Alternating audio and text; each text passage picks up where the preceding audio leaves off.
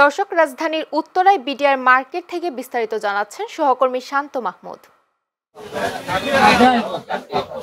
জি, ধন্যবাদ আপনাকে।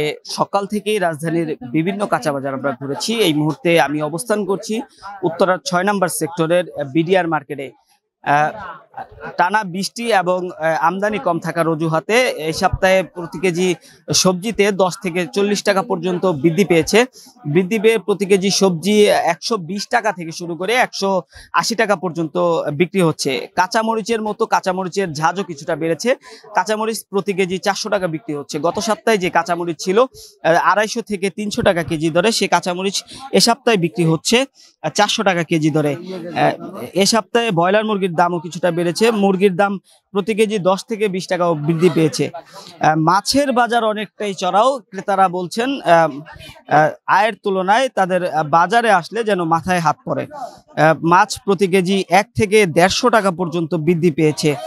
সিম প্রতি কেজি ১২০ টাকা কেজি দরে বিক্রি হচ্ছে। বেগুন ১২০ টাকা কেজিতে বিক্রি হচ্ছে।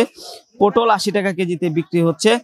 কমের মধ্যে, স্বস্তির মধ্যে শুধু রয়েছে পেঁপে।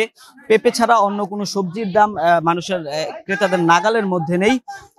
তাছাড়া ক্রেতা এবং বিক্রেতারা বলছেন যে বাজার মনিটরিং একটু বৃদ্ধি করা গেলে বাজার আবার স্বাভাবিক হয়ে ফিরবে।